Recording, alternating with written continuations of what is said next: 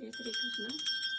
ऐगिरि नन्दिनि नन्दितमेदिनि विश्वविनोदिनि नन्दनुते गिरिवरविरोधिनि विष्णुविलासिनि भगवति हेशिति कण्ठकुटुम्बिनि भूरि कुटुम्बिनि भूरि कृते जय जय हे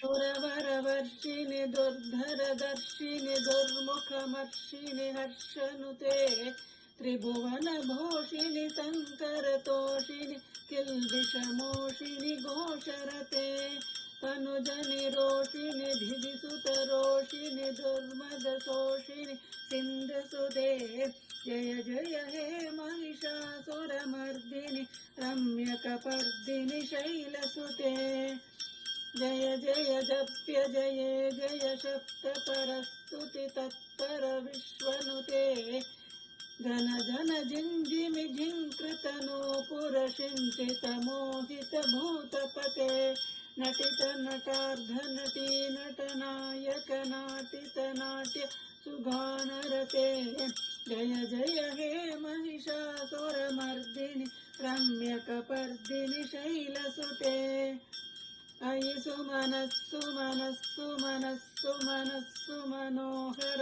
कान्तियुते श्रुतरजनी रजनी रजनी रजनी रजनी करवक्त्रवृते सुनयन विभ्रमर भ्रमर भ्रमर भ्रमर भ्रमराधिपते जय जय हे महिषासुरमर्दिनि रम्यकपर्दिनि शैलसुते सहित महाहवमल्लमतल्लिकमल्लितरल्लकमल्लरते विरचितवल्लिकपल्लिकमल्लिकजिल्लिकभिल्लिकवर्गवृते हितकृतपुल्लसमुल्लसितारुण पल्लज पल्लव सल्ललिते जय जय हे महिषासुरमर्दिनि रम्यकपर्दिनि शैलसुते जय जय हे महिषासुरमर्दिनि रम्यकपर्दिनि शैलसुते जय श्री कृष्ण।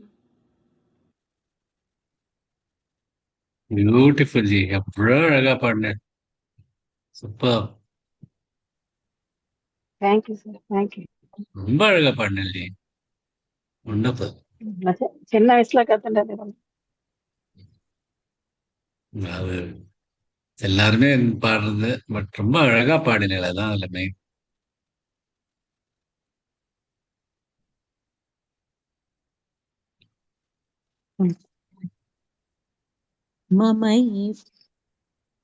ममैवांशो जीवलोके जीवभूतः सनातनः मनषष्ठानीन्द्रियाणि प्रकृतिस्थानि कर्षति सर्वस्य चाहं हृदि सन्निविष्टो मत्तः स्मृतिर्ज्ञानमपोहनञ्च वेदैश्च सर्वैरहमेव वेद्यो वेदान्तकृद्वेदविदेव चाहम्। जय Shri Krishna. Beautiful. Thank you very sir. Nice Sheela ji. Sir நேத்திக்கு பேலன்ஸ் வந்து பாலாஜி ஜி, சுபஸ்ரீ ஜி, லக்ஷ்மி கோபால் ஜி அண்ட் கலாஜி. புவனா என்னோட பேர் வெங்கட்ராமன். போட்டுக்கலாமா? நானும் இருக்கேன்ப்பா சுஜாதா ஜி, நானும் இருக்கேன். புவனா நானும் இருக்கேம்மா. புதுசாடுங்க. சுஜாதா ஜி நானும் இருக்கேன்.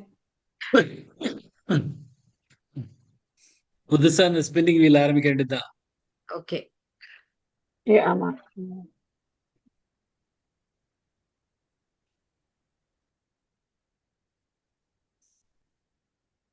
சுஜாதா ஜி உங்க அஸ்திரத்தை எடுக்கிறீங்களா? இதோ பண்ணிட்டு இருக்கேன் சார், பேக்ரவுண்ட்ல பண்ணிட்டு இருக்கேன். ஒரே ஒரு நிமிஷம்.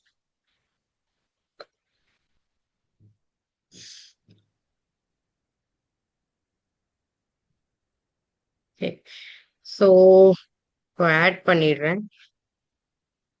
சுபஸ்ரீ ஜி, பாலாஜி, கலாஜி, லக்ஷ்மி கோபால் ஜி இருக்காங்க. ராஜி ஜி, சுபாஷினி போட்டுருங்கோமா. சுபாஷினி என்னோட ஜி, பேரும் போடு. என்னோட பேரும் போடு. இருங்க ஒரே ஒரு நிமிஷம் சுபாஷினி ஜி, ஜெயஸ்ரீ ஜி, காமேஸ்வரி போட்டுக்கோங்க. காமேஸ்வரி ஜி, புவனா பூனா ஜி போட்டாச்சு. போட்ட. Oh, thank you sir. நான் வேற ரீட் யாராவது? பண்ணிடுறேன். சுபஸ்ரீ ஜி, பாலாஜி ஜி, கலா ஜி, லக்ஷ்மி கோபால் ஜி, ராஜி ஜி, புவனா ஜி, சுபாஷினி ஜி, ஜெயஸ்ரீ ஜி, காமேஸ்வரி ஜி. வேற யாராவது ஆசையா இருந்தா சொல்லிடுங்க, போட்டுடலாம். அது நேத்திக்கு சொல்லாதவா, நேத்திக்கு சொல்லவா வேண்டாம் பாக்கி எல்லாரும். Okay, let's spend. ஒரே ஒரு நிமிஷம் சார், நான் இது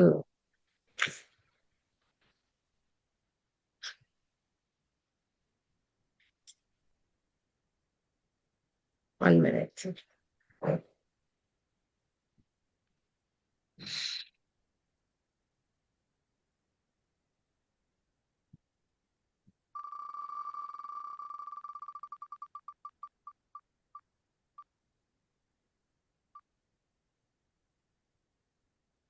சுபாஸ்ரீ ஜி, நெக்ஸ்ட்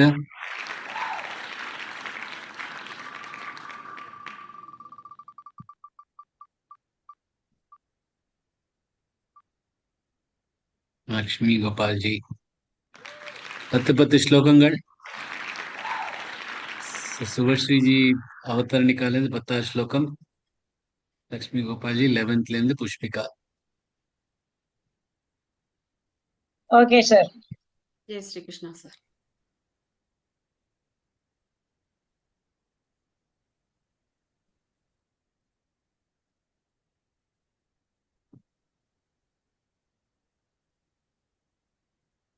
ॐ श्री परमात्मने नमः।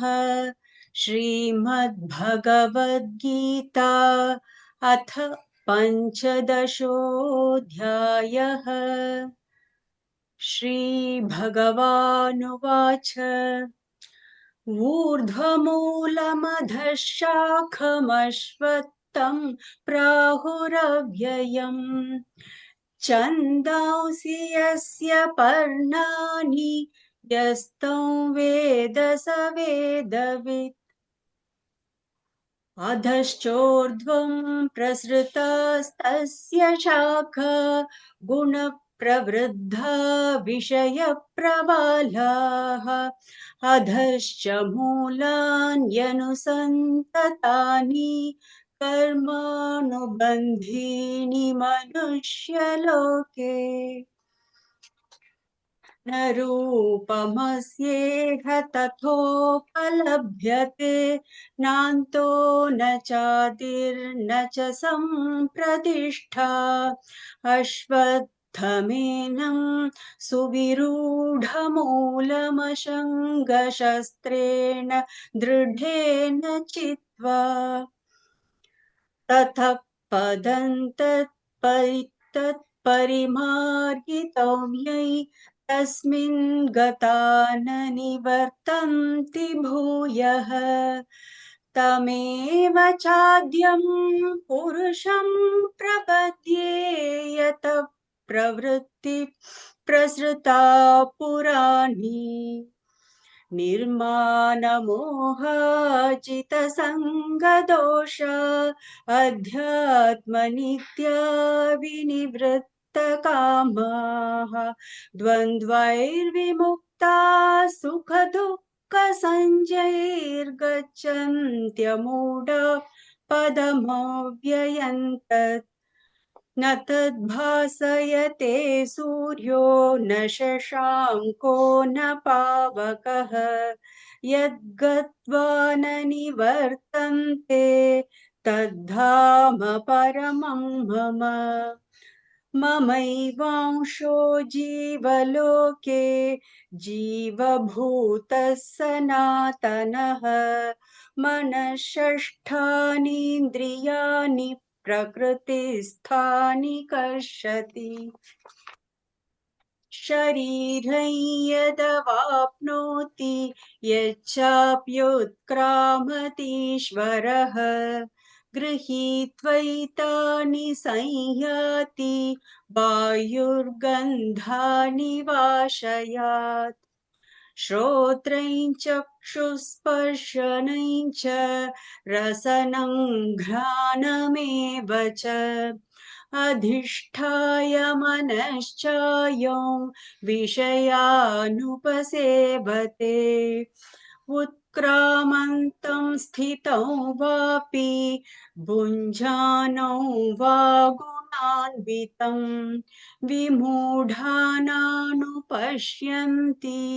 पश्यन्ति ज्ञानचक्षुषः।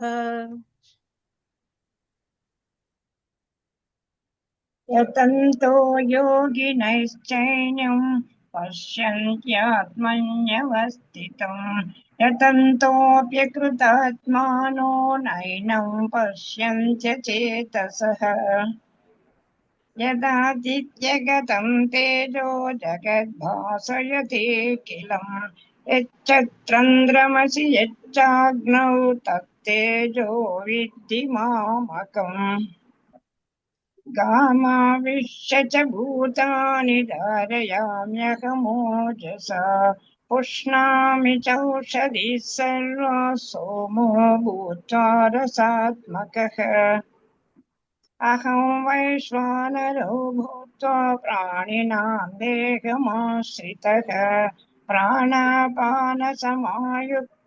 पचाम्यन्नं चतुर्विधम्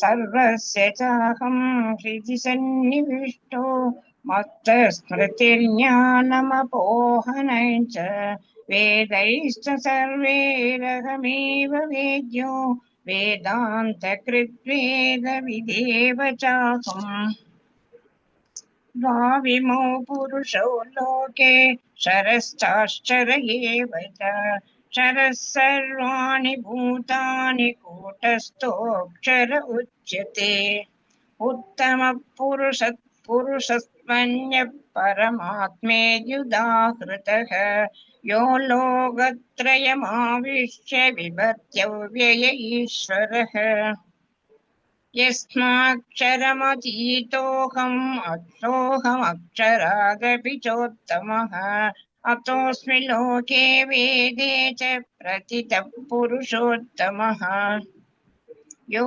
मामेव सम्मूढो जानाति पुरुषोत्तमम् स सर्वविद् वदति मां सर्वभावेन भारत इति गुह्यतमं शास्त्रमिदमुक्तं मया नघ एतद्बुद्धा बुद्धिमान् स्यात् कृतकृत्यश्च भारत ॐ तत्सदिति श्रीमद्भगवद्गीतासु उपनिषत्सु ब्रह्मविद्यायां योगशास्त्रे श्रीकृष्णार्जुनसंवादे पुरुषोत्तमयोगो नाम पञ्चदशोऽध्यायः। श्रीकृष्णार्पणमस्तु। थैंक यू सर।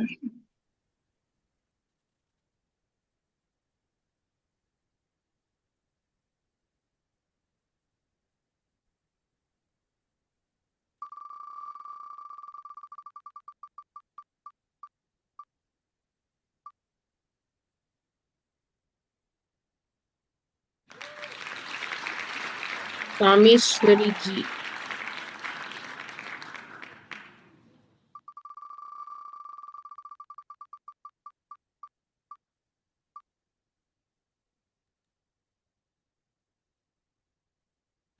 राजी जी।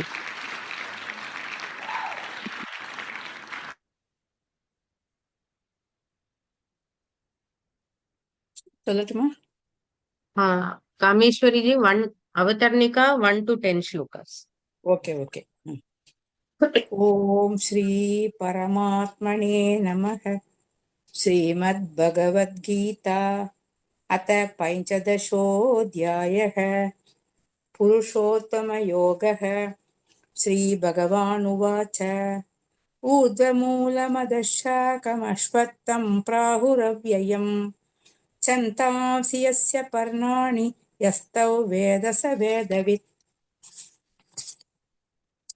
अधश्चोत्त्वं प्रसुतास्तस्य शाखा गुणप्रवृद्धा वश्यप्रबालाः अधश्च मूलान्यनुसन्ततानि कर्मानुबन्धीनि मनुष्यलोके न रूपमस्येह ततोपलभ्यते नान्तो न चादिर्न च सम्प्रतिष्ठा अश्वत्थमेनं सुविरूढमूलम् अशङ्गशस्त्रेण दृढेन चित्वा तदपदं तत्परिमार्गितव्यै यस्मिन् गता न निवर्तन्ति भूयः तमेव चाद्यं पुरुषं प्रपद्ये यतः प्रवृत्तिप्रसृता पुराणी निर्माणमोहाजितसङ्गदोष अध्यात्मनित्या विनिवृत्तकामाः द्वन्द्वैर्विमुक्ता सुखदुःखसंज्ञैर्गच्छन्त्यमूढा पदमवियन्तत् न तद्भासयते सूर्यो न शशाङ्को न पावकः यद्गत्वा न निवर्तन्ते तद्धाम परमं मम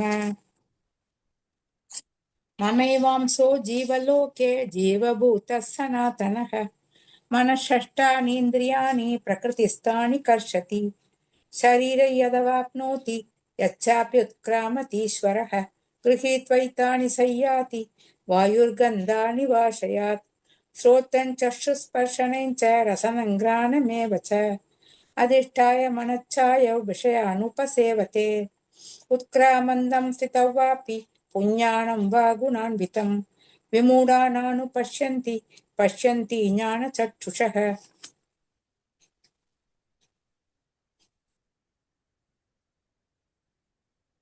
राजी जी उद्ग्रामन्तं स्थितं यत् 11th लेंद यतन्तो योगिनश्चैनं पश्यन्त्यात्मन्यवस्थितं यतन्तोऽप्यकृतात्मानो नैनं पश्यन्त्यचेतसः यदादित्यगतं तेजो जगद्भासयतीखिलं यच्चन्द्रमसि यच्चाग्नौ तत्तेजो विद्धि मामकम् गामाविश्य च भूतानि धारयाम्यहमोजसा पुष्णामि चौषधिः सर्वा पुष्णामि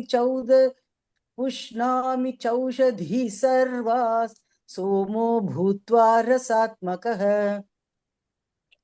अहं वैश्वानरो भूत्वा प्राणिनां देहमाश्रितः प्राणापानसमायुक्तः पचान्यं च चतुर्विधम् सर्वस्य चाहं हृदि सन्निविष्टो मत्तः स्मृतिर्ज्ञानमपोहनञ्च वेदैश्च सर्वैरहमेव वेद्यो वेदान्तकृद्वेद विदेव चावम् द्वाविमौ पुरुषौ लोके शरश्चाक्षर एव च शरः सर्वाणि भूतानि कूटस्थोऽक्षर उच्यते उत्तमः पुरुषस्त्वन्यः परमात्मेत्युदाहृतः यो लोकत्रयमाविश्य बिभर्त्यव्यय ईश्वरः यस्माक्षरमतीतोऽहमक्षरादपि चोत्तमः अतोऽस्मि लोके वेदे च प्रथितः पुरुषोत्तमः यो मामेवमसम्मूढो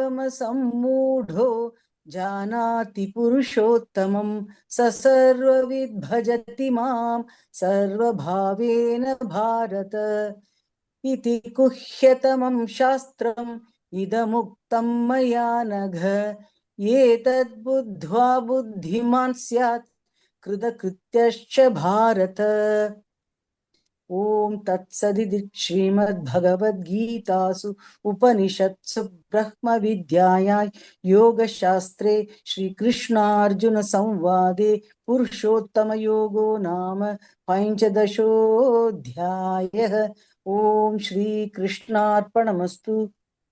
जय Shri Krishna. Thank you sir. ஜெய் ஸ்ரீ கிருஷ்ணா. வெரி பியூட்டிஃபுல்மா. எல்லாருமே பியூட்டிஃபுல்லா ரொம்ப அழகா சொன்னேன். Kameshwari ji, Raji ji, Lakshmi Gopal ji, thank you sir. Roshini ji, all very nice. Thank you Brilliant. Sir. Brilliant. Sir இன்னொரு தடவை Thank you, பண்ணலாம். sir. இன்னொரு ரவுண்ட் பண்ணிக்கலாம்.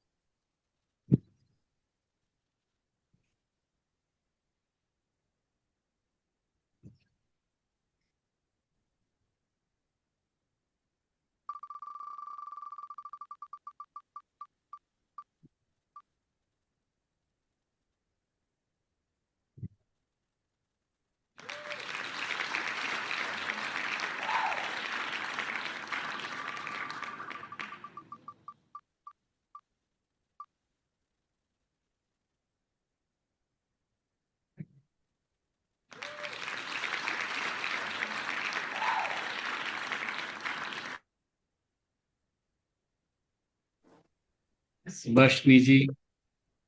जय श्री कृष्णा. जय श्री कृष्ण. ओम श्री परमात्मने नमः. श्रीमद् भगवद गीता अथ पंचदशोऽध्यायः.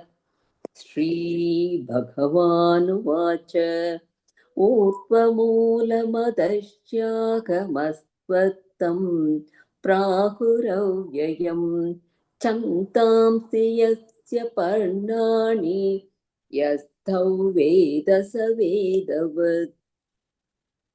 अतश्चोर्ध्वं प्रसृतास्तस्य शाखा गुणः प्रवृद्धा विषयप्रवालाः.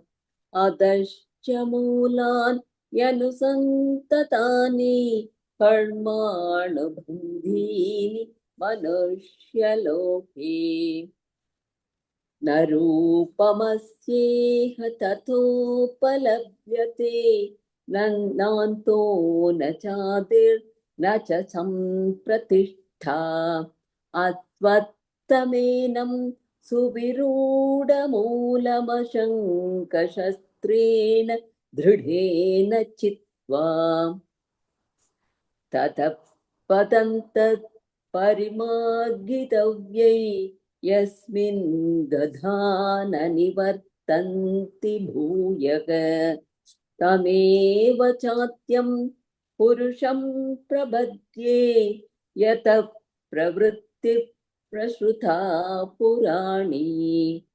निर्माणमोहा जितसङ्गदोषा अध्यात्मनित्या विनिरुक्तकामाः. द्वन्द्वैर्विमुक्ताः सुखदुःखसंज्ञैर्गच्छन्त्यमूढाः पदमव्ययम्. न तद्भासयते सूर्यो न शशाङ्को न पावकः यद्गत्वा न निवर्तन्ते तद्धाम परमं मम. ममैवांशो जीवलोके जीवभूतः सनातनः. मनुष्यष्ठानीन्द्रियाणि प्रकृतिस्थानि कर्षति. शरीरं यदवाप्नोति यच्चाप्युत्क्रामतीश्वरः. गृहीत्वैतानि संयाति वायुर्गन्धानि वाशयात्. श्रोत्रं चक्षुस्पर्शनं च रसनं घ्राणमेव च. अधिष्ठाय मनश्चायौ विषयानुपसेवते. उत्क्रामन्तं स्थितौ वापि पुज्ञानौ वा गुणान्वितं. विमूढानानुपश्यन्ति पश्यन्ति ज्ञानचक्षुषः.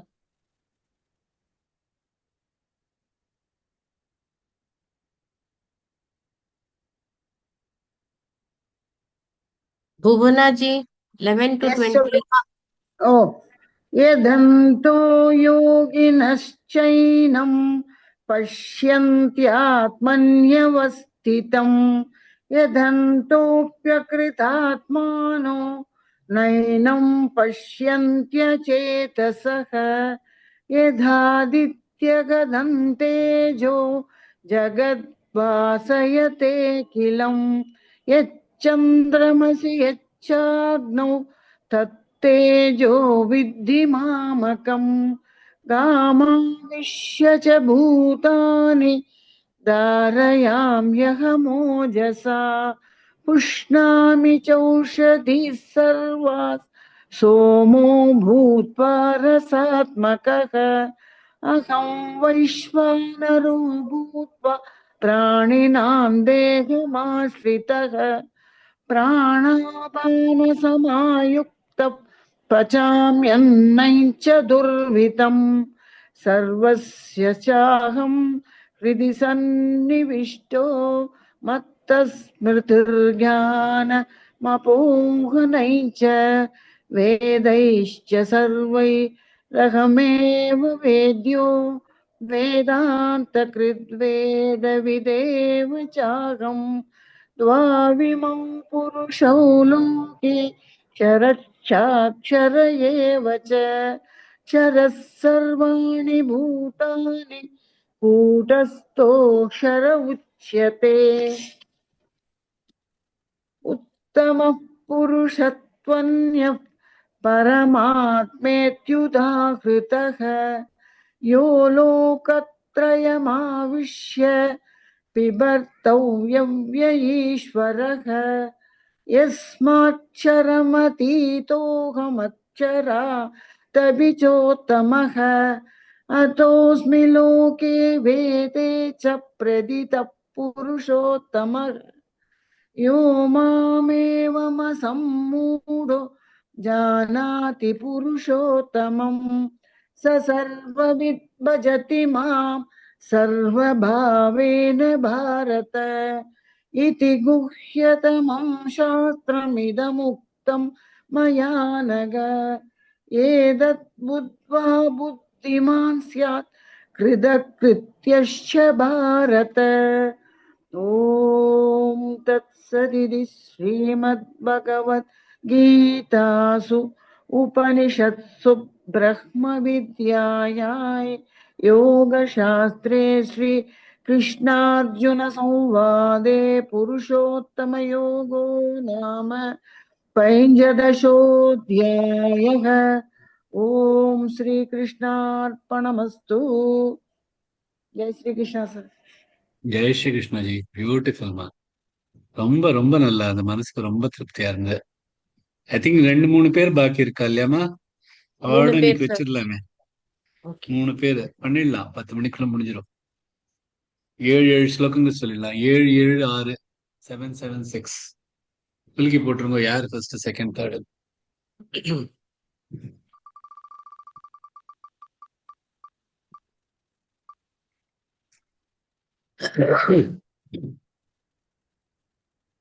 Balaji ji first, 7th.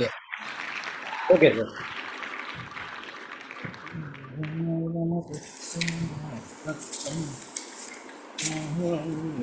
Balaji 8 to 14. Jayashree ji 15 to Pushpika. जय श्री कृष्ण सर. ओम श्री परमात्मने नमः. श्रीमद्भगवद्गीता अथ पञ्चदशोऽध्यायः. श्रीभगवानुवाच ऊर्ध्वमूलमतः शाखमश्वत्थं प्राहुरव्ययम् छन्दांसि यस्य भर्णानि यस्तौ वेद स वेदवित् अतश्चोर्ध्वं प्रसुतास्तस्य शाखाः गुणप्रवृद्धा विषयप्रवाळाः अधश्च मूलान्यनुसन्ततानि कर्मानुबन्धीनि मनुष्यलोके न रूपमस्येह तदोपलभ्यते नान्तो न चाधिर्न च सम्प्रतिष्ठा अश्वत्थमेनं सुविरूढमूलम् असङ्गशस्त्रेण दृढेन चित्वा ततः पदं तत्परिमार्गितव्यै यस्मिन् गधा न निवर्तन्ति भूयः तमेव चाद्यं पुरुषं प्रपद्ये यतः प्रवृत्तिप्रसुता पुराणी निर्माणमोहाजितसङ्गदोषा अध्यात्मनित्या विनिवृत्तकामाः द्वन्द्वैर्विमुक्ता सुखदुःखसंजैर्गच्छन्त्यमूढाः पदमव्ययं तत् न तद्भासयते सूर्यो न शशाङ्को न पावकः यद्गत्वा न निवर्तन्ते तद्धाम परमं मम ममैवांशो जीवलोके जीवभूतः सनातनः मनःषष्ठानीन्द्रियाणि प्रकृतिस्थानि कर्षति। शरीरै यतवाप्नोति यच्चाप्युत्क्रामतीश्वरः गृहीत्वैतानि संयाति वायुर्गन्धानि वाशयात् श्रोत्रं चक्षुस्पर्शनं च रसनं घ्राणमेव च अधिष्ठाय मनश्चायं विषयानुपसेवते उत्क्रामन्तं स्थितं वापि भुञ्जानैवा गुणान्वितं विमूढानानुपश्यन्ति पश्यन्ति ज्ञानुचक्षुषः यतन्तो योगिनश्चैनं पश्यन्यात्मन्यवस्थितं यतन्तोऽप्यकृतात्मानो नैनं पश्यन्त चेतसः यदादित्यकदन्तेजो जगद्भासयतेऽखिलं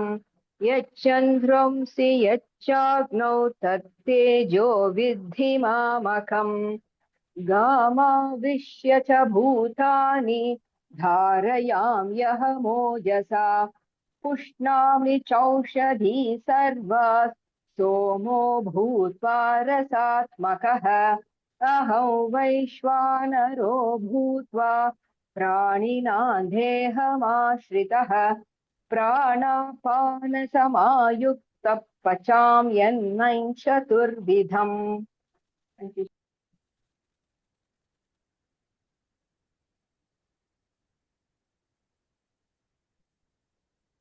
Jayashree ji. Oh no, I don't know. Wait. Okay, 1 second.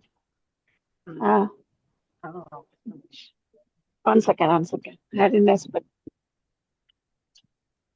I know. I was shocked Monday.